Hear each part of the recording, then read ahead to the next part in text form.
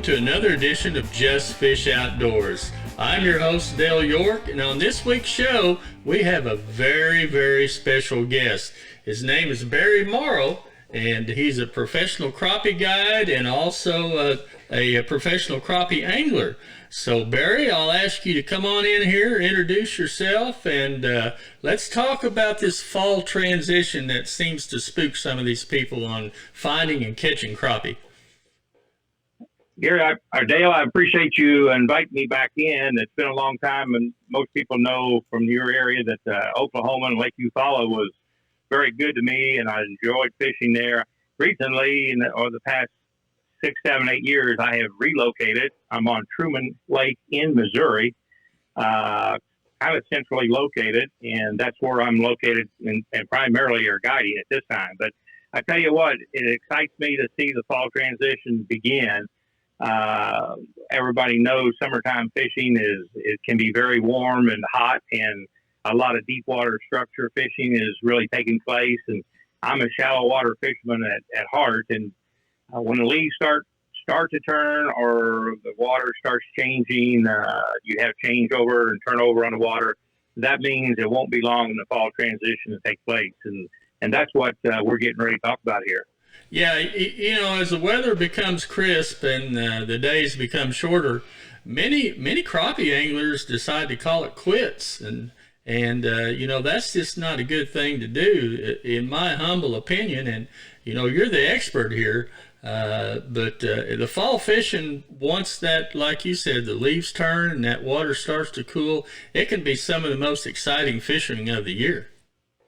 That's exactly right, and try to make things a little simpler in the process here. I like to look at the fall fishing similar to the spring spawn season, and the transition that takes place there it's just the opposite, and basically doing the same thing in the fall. And what I'm talking about there is a lot of summertime fishing is deep water structure fishing, and when I say deep water, people need to understand that you have the central lake, the main lake fishing habitat. You may be talking 25, 30 foot of water or more.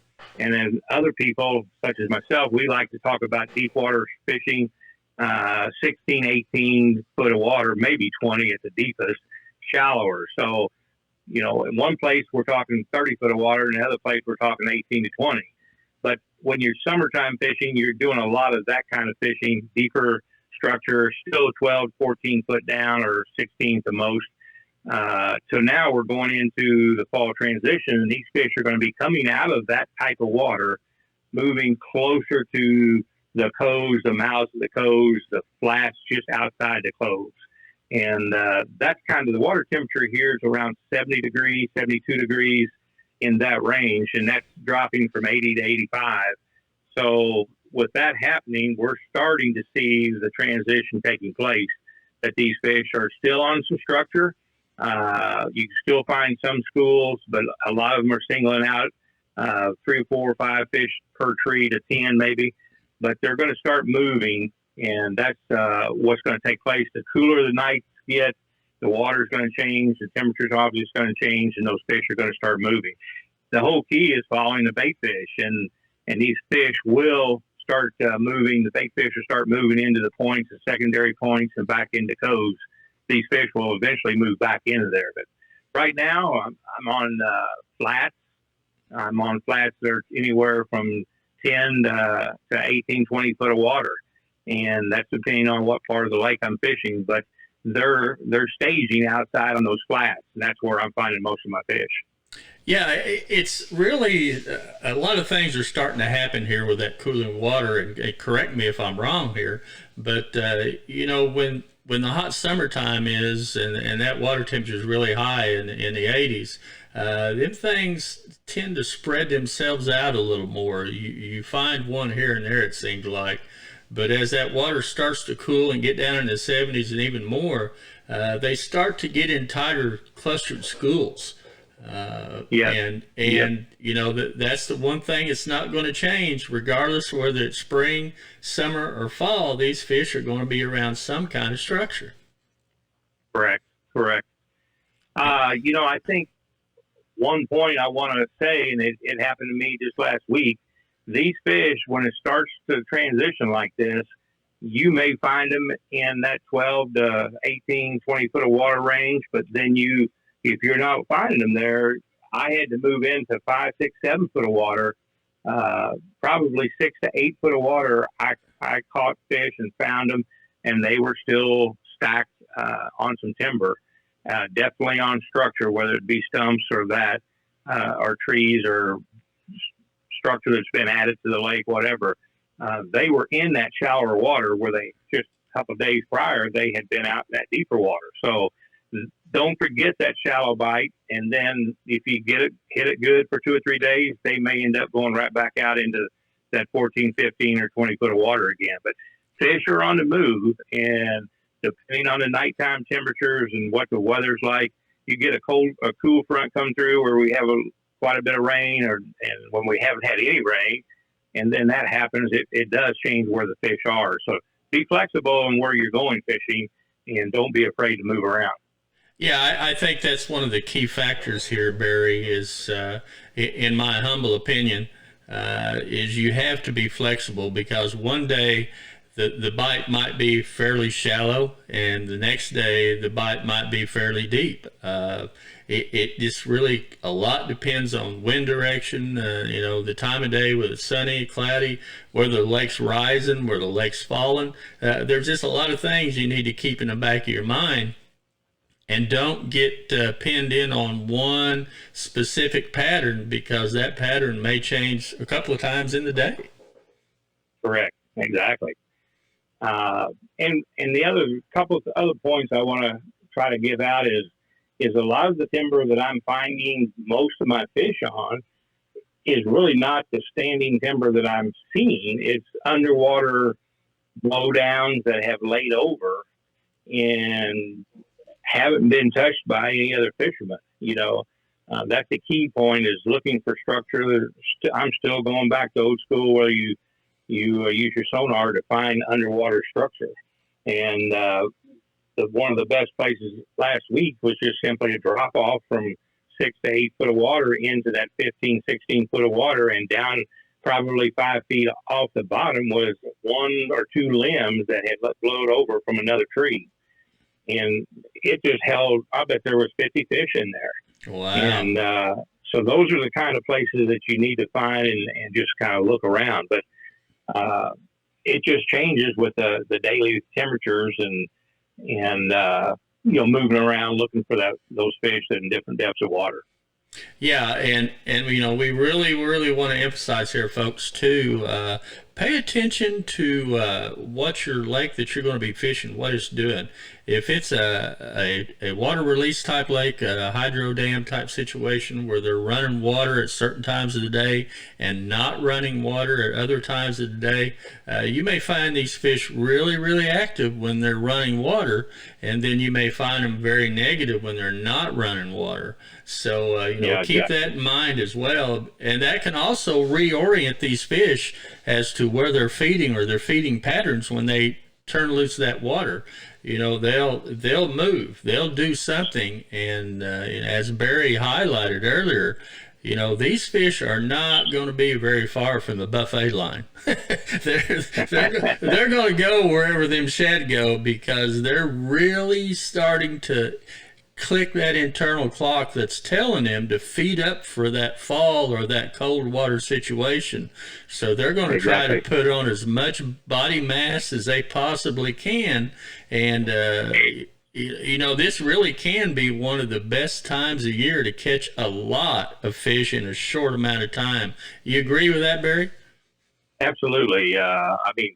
Springtime, you can get out and catch a boatload in 2 to 3 hours, and the same thing can happen here in the fall. And that's just because these fish are. I love the fall because at heart I'm a jig fisherman. It really kills me to have to think about dipping a minnow. And, I'm with you, buddy. And the one of the best bites for jig fishing is late September, more so into October, mid-October. The whole month of October can be excellent with a jig bite. And I love it because they just hammer a jig. a minnow bite, they'll suck it in and kind of mouth it. They may swim off with it, and they may not. But a jig bite, they pound it for some reason, and there's nothing that feels any more excitement than to have that on the end of your pole. Yeah, it's more like an assault than it is a bite. Yeah, It's exactly right. they really get after it, and folks, this is another thing we'll talk about a little bit. Is in the fall, typically, you hear fishermen all the time talk about matching the hatch, and one of the things that the fall primarily has that the spring, and in some cases the summer doesn't have, is it usually has a larger size of bait fish in the lake with whatever species that you're trying to track, and no, and crappie are the same way. So, Barry, what size baits are you primarily targeting on these fish in the fall? Well, I'm using definitely an inch and a half to a 2 inch bait, and then sometimes I'll go to a 3 inch bait. But most of my fish are coming off of a 2 inch beaver bottom bait. It's a flat tail bait, a rib body, excellent bait. Just has a lot of benefits that a lot of other baits don't have. And then I also go to my small bait, which is an inch and a half beaver bottom, or the baby shad from Bobby Garland.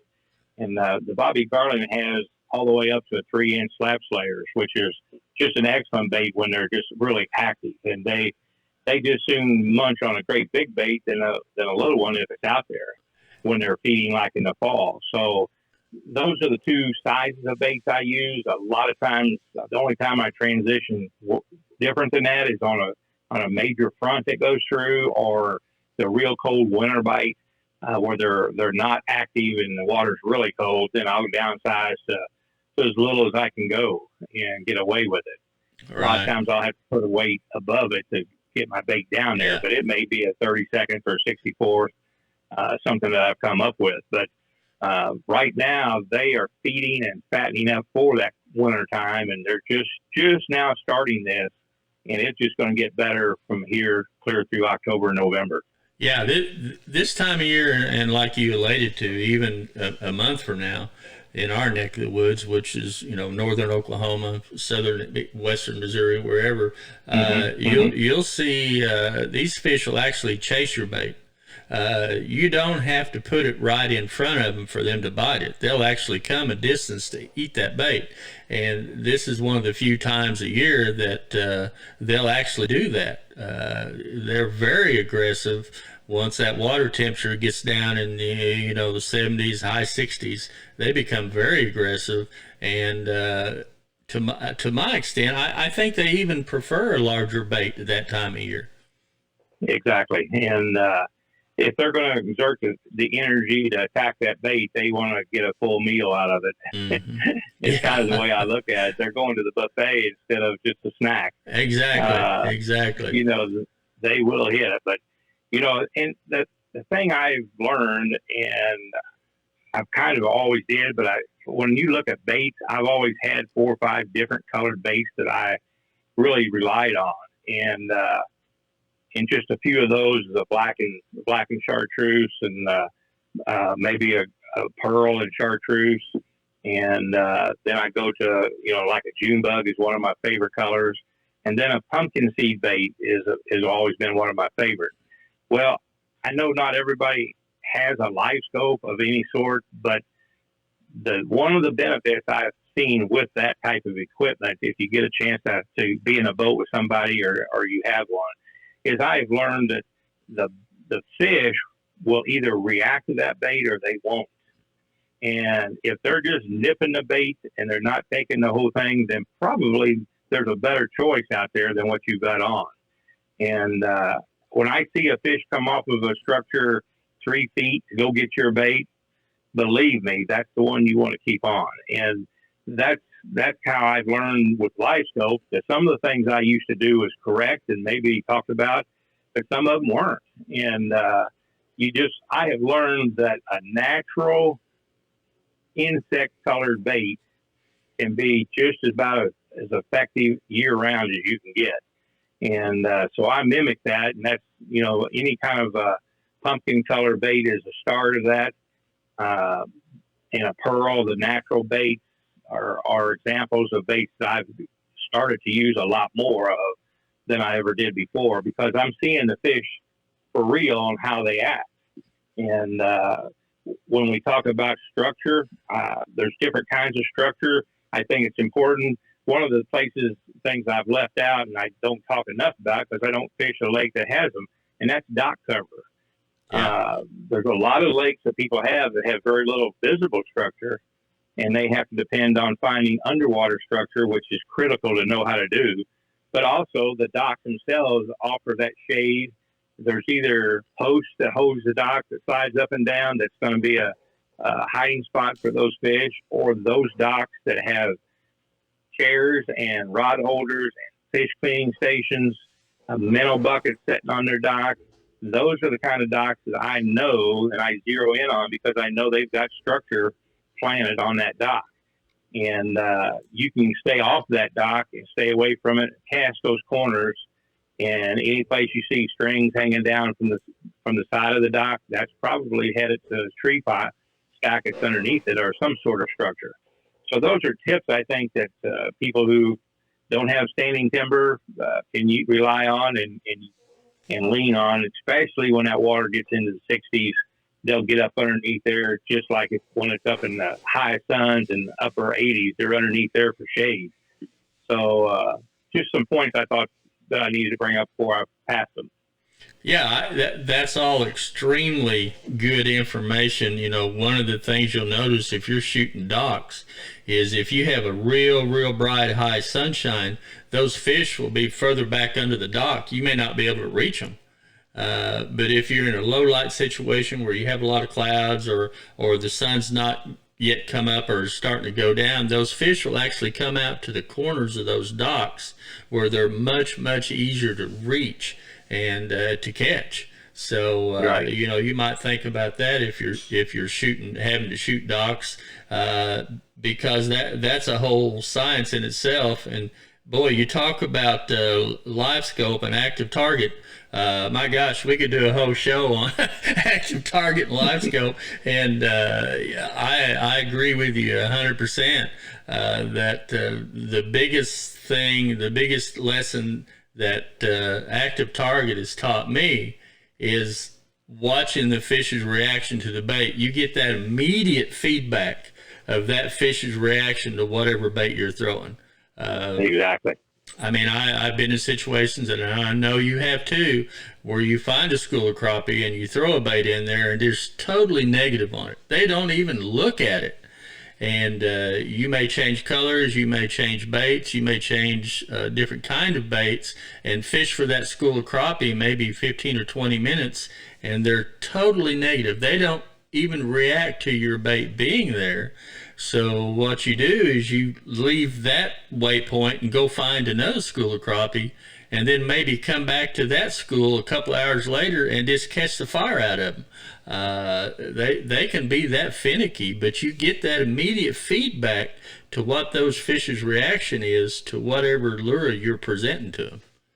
Absolutely. You know, and one of the things I've learned too is a bobber underneath or above your jig can be very effective. Shooting docks at the beginning, those fish may be just 2 foot under the water surface. And if you're able to shoot a little slip cork underneath there with your jig, and like the big swimming platforms they have on the docks, that's an excellent place to do that. And you'll probably catch 3 or 4 fish using that. And then if you're able to take that cork off after you've caught 3 or 4 and it slows down, those fish have basically dropped down to 4, 5, 6 foot of water. So then you just take that bobber off, and then you're able to shoot back in there and let that jig float down a little bit before you start your retrieve. Then you'll start picking up fish that have moved from shallow depth to a little bit deeper depth.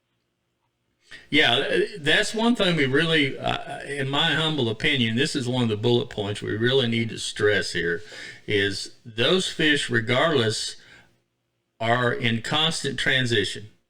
They're moving. They're doing something. They're, you know, you may kill them in 8 or 10 foot of water in the morning till maybe 10 o'clock, and then all of a sudden you can't get a bite.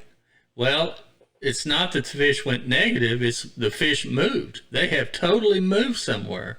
You may have to go hunt them down again, or maybe the bait fish moved. Maybe they started running water. Maybe they shut off water on your particular lake or reservoir. But there was a condition change somewhere that moved those fish. So now you got to go on the hunt again and try to find where those fish went. Exactly. And, back in the days, I fished a lot of in Eufaula. I would run two jigs, and one would just be, I'd bounce it to the bottom, and then I'd come up maybe 4 or 5 inches or 6 inches and have another jig 14 inches above that. So I'm really covering two depths of water. But I have learned in the last few years that are in my kind of water, which is shallow water, those fish may not show up on my screen at all. And those fish are on the very bottom of that water column. And you might think that's just a rock or a boulder or a little bit of a stump. But those fish, a lot of times, will hug that bottom. And that's where you got to keep your bait at. Yeah, those fish can get to that point, and we've both experienced this, that like you said, their bellies are on the bottom, and you fish that jig a foot above bottom, you're not going to get bit. Right. You have to put that jig strictly in front of them fish to get that fish to bite. And it can be that difficult at times, where you actually have to bump that limb that you're fishing in a brush pile, or you actually put that jig within an inch or two of the bottom to get that fish to bite. Exactly. One of the key things in this fall transition, and even from the fall to winter, is locating that depth of water that the fish are holding in. And we just got through talking about them being 2 to 3 feet down to 6 or 8, or all the way down to 12 or 14. That's the key. And I think these fish, whether you're on the main lake or if you're up into the creeks or whatever, you got to identify the depths of those fish and locate them, and then stay in that area. And back in my beginning days of fishing, I used to use a 6.5 foot or a 6 foot rod, and I would automatically go out on a bluff or on a flat off of a bluff or near a channel, and I would do 3 pulls as far as I could raise my arm in that water and let that pull the line go tight, and do it 2 more times. So basically 3 pulls, I was putting myself down in 16, 18 foot of water. Right. So then I would slowly bring that jig up until I got bit, and then I would hold that, and that's how I would learn to continue to repeat that process until the fish would quit biting, and then I'd have to change up again. But knowing the depth that those fish are in, whatever that method is a key point from now all the way to the wintertime bite. Yeah, I don't think, in my humble opinion, and correct me here if you think otherwise, but I think crappie are one of the most depth-specific fish, game fish, in fresh water that you're going to fish for. Yeah, absolutely. If you get 6, 8 inches, sometimes a foot off of that mean depth, wherever those fish are located, bring that jig that far ahead of them or even below them. You're just not going to get the percentage of bites you're going to get when you maintain that 2 or 3 inches of the water depth that those fish are fishing in, that those fish are located in. It can really, really be that interesting to try to locate those fish and catch them. Sometimes you have to get that specific in order to get a bite. Yes, yeah. Here's an experience I'll share with everybody that took place yesterday on the water with me, and I think it's relevant to what we're talking about here.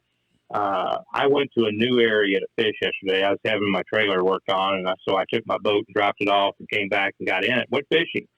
And I had a long pole. It was basically 11.5 foot pole that Ken Huckabee puts out, or Todd Huckabee's rod, one of his that Ken Robinson makes. But I was in an area that's close to the dam, and it was a clear lake, clear part of the lake water was. And I was fishing along using that long pole, and I finally picked up some fish I saw in 14, 15 foot deep at the bottom of the water column. And I hadn't caught a crappie all morning. I pulled up to this gentleman that he was coming toward me, and I was going toward him, and he was tying up. So I just pulled up there with him and started talking, and neither one of us had caught a crappie, and I had seen those crappies sitting there. So I picked those fish up and right there beside him, and then I invited him to get in my boat because he didn't have the equipment that I had for a sonar, and we started fishing. And he had a 6-foot rod with a minnow on a crappie hook and a split shot above it. And it wasn't long that I'd find the fish in a big school, and he was catching 2 to my 1. Well, he had a split shot and a hook and a minnow. Uh-huh. I was using a jig on an 11.5-foot rod. Mm-hmm. So when he started doing that, I changed up and I went to a 6-foot casting rod, an ultralight with a 16th ounce jig on it, and I could throw past that bait and bring it to me. Right. And I got bit every cast. Yeah. Yeah. So the point I'm making here is I was dead sticking a jig, caught 2 or 3, and then it slowed down, and he was having a movement of that minnow, and he was catching more fish than I was. Yeah. Yeah. So he had an active bite going, and when I went to casting, then I was getting a reaction bite with those fish versus a jig being still. Yeah. So the presentation of that bait proved to me, and as an example, you have to be flexible and be able to change up what those fish want. And even though you find them, you might not have the right thing on the hook of your pole, on the bottom of your pole, right, to catch those fish. Where a live bait versus a jig, and whether the jig is stationary or right, whether you're creating movement and getting a reaction bite. So that's a point that I think they need to remember too. Yeah, that presentation sometimes can be the key. That one you alluded to is what some people call the cast and drag technique. Is when you throw that jig out there and let it fall to a certain depth and start bringing it back. It's constantly moving. It's kind of doing a pendulum back to the rod tip, and the bait is constantly moving. So it can sometimes create that reaction bite, as opposed to where you were dead stick and trying to get those fish, trying to put it right in front of their nose.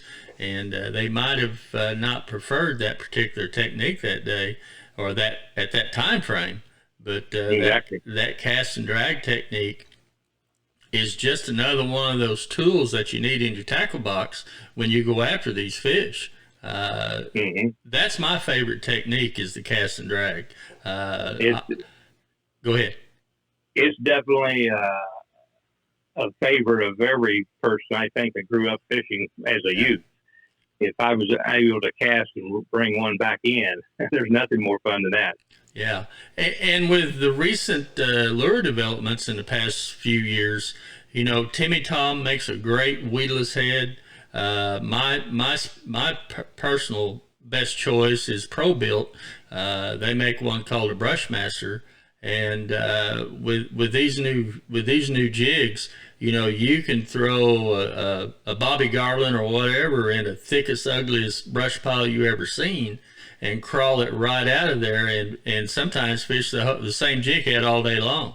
Exactly. These newer developments that we're seeing in the weedless crappie heads nowadays is just absolutely awesome. Matter of fact, I talked to one of the guys at Pro Built not too long ago, and he was showing me some of the things they were coming out with, Mark Cure, and he's making some great strides in these crappie heads. So next time folks listen, next time you get a chance, go out there and look at Pro Built jigs and look at the Brushmaster and some of the other things they're developing, and I think you'll find that these are very, very good fish producing lures, high quality. Yeah, if you're not always changing or trying to improve, you're either staying the same or going backwards. So you just got to keep your eyes open and try to learn something every day. And crappie fishing and bass fishing both, you're able to do that if you just give that a chance. Yeah, there's so many tips and tricks to the trade. We could probably do a whole nother show just on tips and tricks that we use and how we utilize it. One of my favorite tips, folks, is don't use equipment that's not suited for the job. My favorite is like Barry was alluding to earlier. I like 6 pound line most of the time when I'm casting and dragging. If you're vertical fishing, especially if you're fishing heavier heads, you can get away with 8 and 10 pound line on a longer rod. But my favorite is about a 6.5 foot spinning rod, a light spinning reel with really good 6 pound monofilament line. I don't think you need the braided line. There's a lot of pros and cons on that, but I don't like to put $30 worth of line on a spinning reel. I change my line often, and I think in many cases 6 pound monofilament of a good quality is really about all you need. What's your thoughts, Barry? Well, I think, there's pros and cons both ways. I currently have Mad braided line on all of my rods. They've got a great chartreuse color, and they've also come out with a real bright pink for those who want something brighter than the green.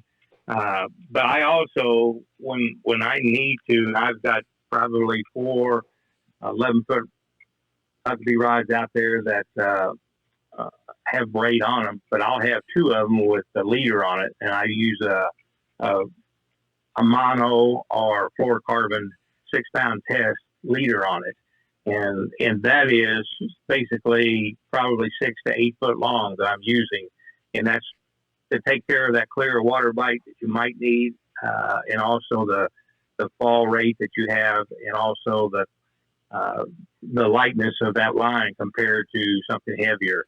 So I've got 2 lines. All of them may have braid on them, and I may not spool the whole thing with braid, but I do put leaders on them.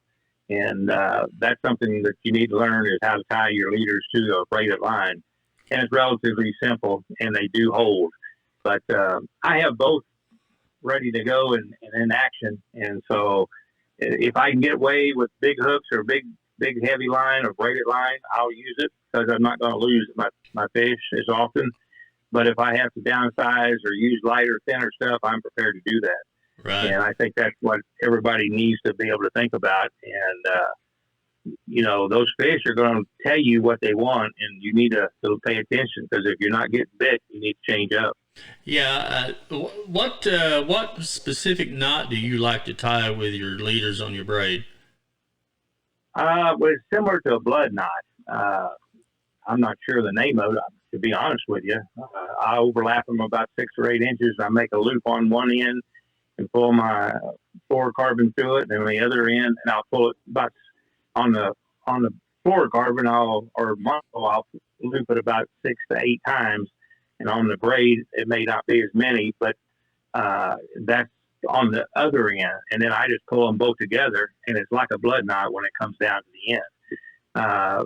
And then when I tie my jig heads on, I'm either using a loop knot, or I'll have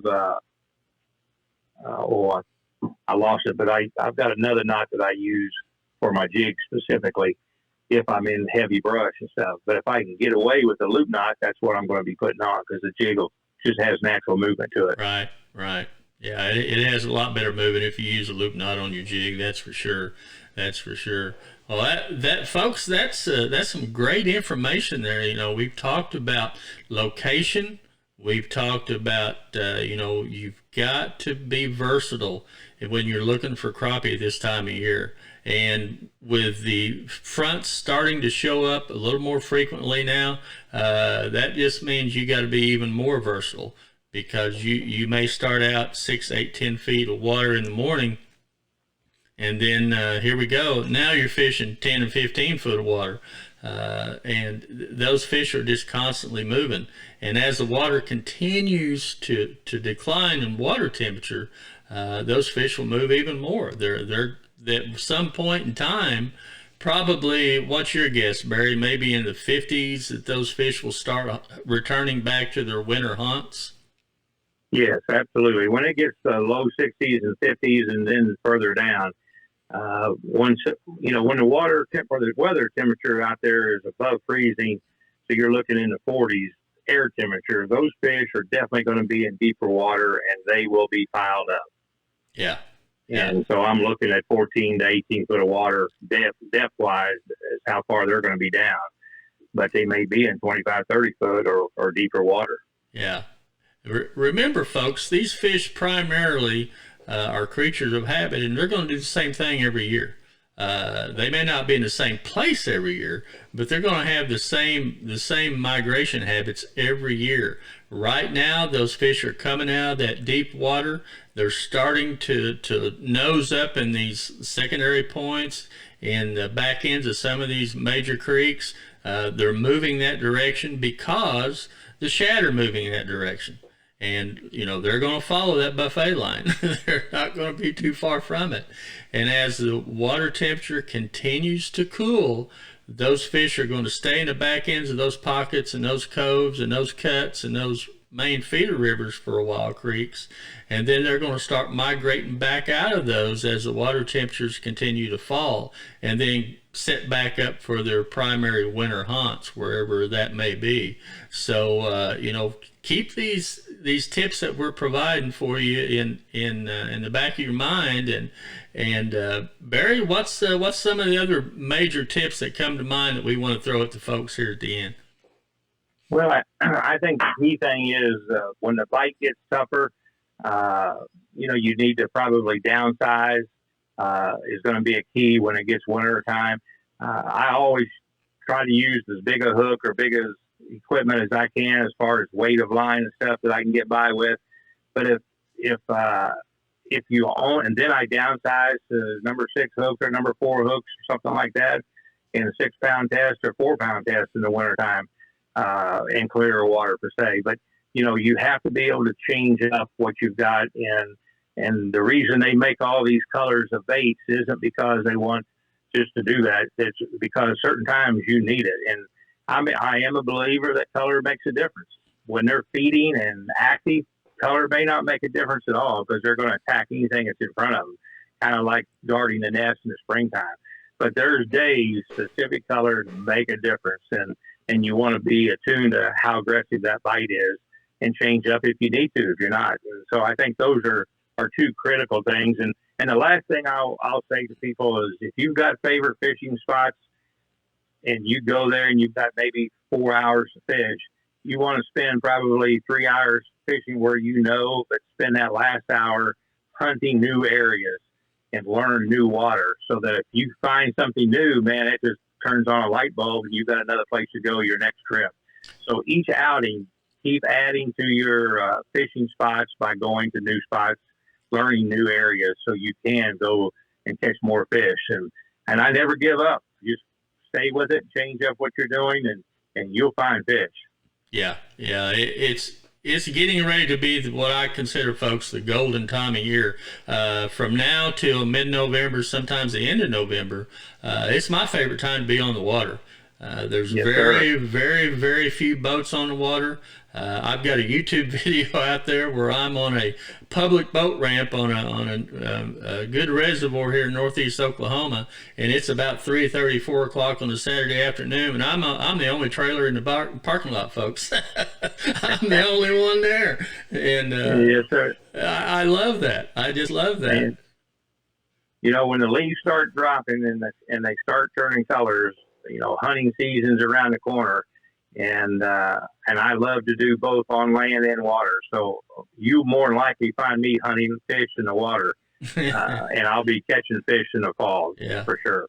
Yeah, there's not a more beautiful time to be on the water when the leaves start turning. You get that cool, crisp 50 degrees something morning, and you're in that 70 something degree afternoon, and you're just whooping up on the fish, folks. I'm telling you, you can just whoop up on them, and it's just not a prettier time to be on the water. So once again, folks, this is the time to get out there. Don't winterize that boat. Get out there and catch some fish. Absolutely. And if they've got questions or in the future or whenever they do, don't forget they can reach me on my cell, 660-723-2667. Barry Morrow. Just give me a call. Be glad to help you. And maybe someday we'll see you on the water. Yeah, and folks, we want to also let everyone know that Barry's a guide. I mean, he guides on Truman Lake, and he's a class act, folks. I've known Barry for many, many, many years, and he will definitely put you on fish. And does it with a smile on his face and a giddy up in his step. He knows what he's doing, and he loves to teach people how to catch crappie. What's that phone number again, Barry? 660-723-2667. Yeah, and once again, folks, that's on Truman Lake. And do you guide on any other lakes around there, Barry? Actually, that's my home lake, and I stay pretty close to that. Once in a while I'll still get up there to Eufaula, Oklahoma, but usually that's the only when they have tournaments up there. But I still get up there and fish a little bit. Well, if you ever get back up to Eufaula and have a few days, give me a call. We'll do a video show, man. We'll show people you actually catch them. We'll do that. All right, folks, we're going to wind this thing up. Barry, I can't thank you enough for taking time out of your busy day to come on the show today and help these folks out with this fall transition crappie. And, man, you have provided some excellent tips and excellent schooling on this, and I know it's going to help people catch fish this fall. Let's throw your phone number out there one more time and tell them where you guide. Okay, it's Barry Morrow on Truman Lake. Phone number, contact me is 660-723-2667. Barry, thanks a lot for coming on the show today. I really, really appreciate it. You're definitely a top crappie guy, that's for sure. You know what you're talking about, and that's because you spent a whole lifetime chasing these things. So you definitely know what you're doing, folks. This is Dale York for Just Fish Outdoors and Barry Morrow, the Morrow's Guide Service, saying we'll catch you later.